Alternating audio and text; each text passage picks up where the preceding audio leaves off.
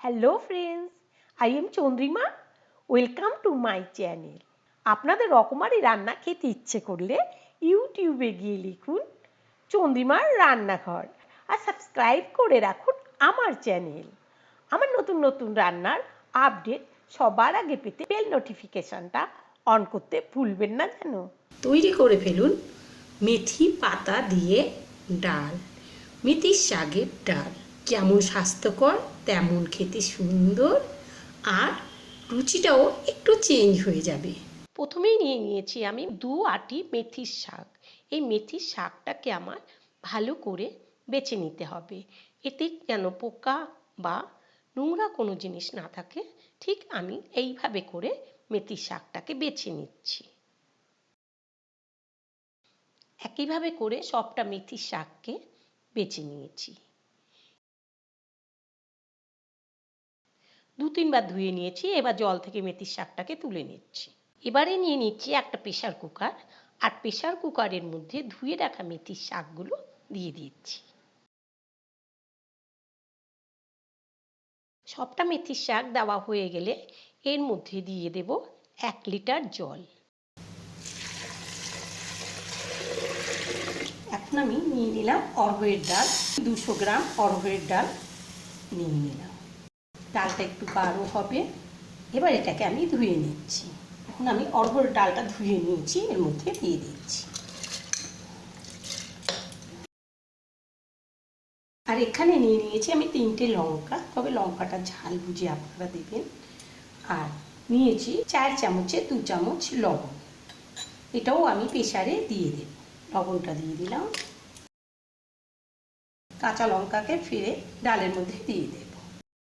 এখন আমি প্রেসার কুকারটা গ্যাসে বসিয়ে দিচ্ছি।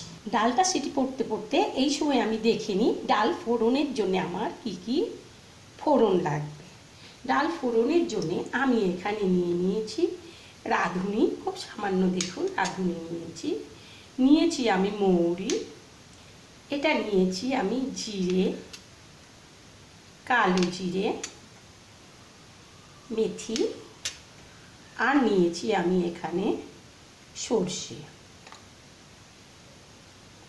আর লাগবে আমার 2টো শুকনো লঙ্কা, পেঁয়াজ আমি কুচিয়ে নিয়েছি, 100 গ্রাম টমেটোকে কুচিয়ে নিয়েছি।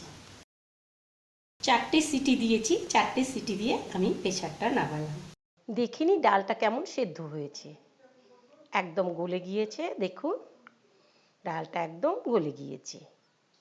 এবার আমি ডালটাকে ফোড়ন দিয়ে দেব। চলুন আমরা রান্নাটাকে দেখে নিচ্ছি। কড়াটা গরম হতে কড়ার মধ্যে দিয়ে দিচ্ছি সর্ষের তেল, তবে আপনারা যে কোনো তেল দিতে পারেন। তেলের পরিমাপটা আপনারা আপনাদের প্রয়োজন মতো দেবেন, কেউ তেল কম খান আর কেউ বেশি খান।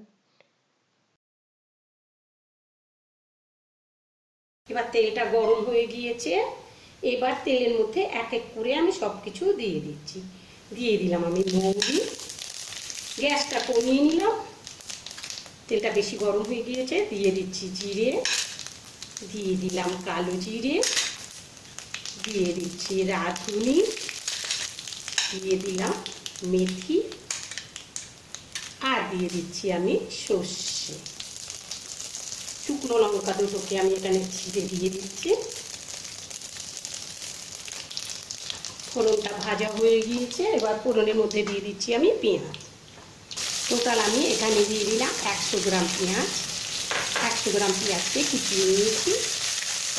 এবার পেঁয়াজটাকে আমি সামান্য লালচে করে ভেজে নিয়েছি। গ্যাসটা এবার বাড়িয়ে দিলাম।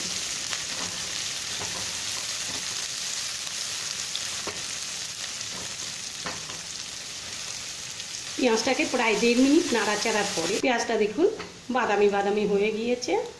এবার এর মধ্যে আমি দিয়ে দিচ্ছি টমেটো।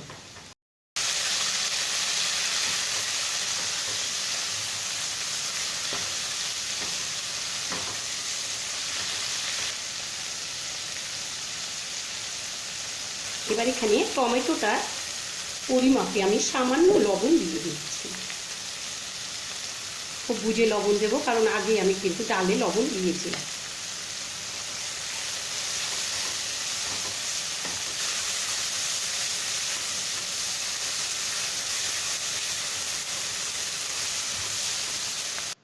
এখন আমি কিছু টাইম নাড়াচাড়া করে টমেটোটাকে এমনভাবে ভেজে নেব টমেটোটা যেন গলে যায়।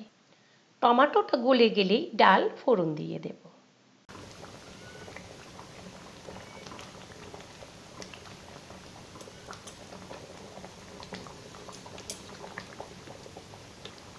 এবার দিয়ে দিচ্ছি আমি 4 চামচের 1 চামচ গুড়।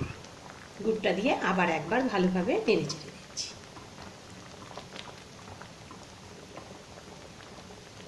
এবার নিয়ে নিয়েছি এইটুকুটা তেঁতুল। এই তেঁতুলটাকে আপনারা দিতেও পারেন, নাও দিতে পারেন। আমি একটু টক পছন্দ করি, তাই কিন্তু আমি একটু তেঁতুল এখানে গুলে দিয়ে দেব। এবার তেঁতুলটা আমি গুলে নিয়েছি, তেঁতুলটাকে আমি একটু ছেঁকে দিয়ে দিচ্ছি।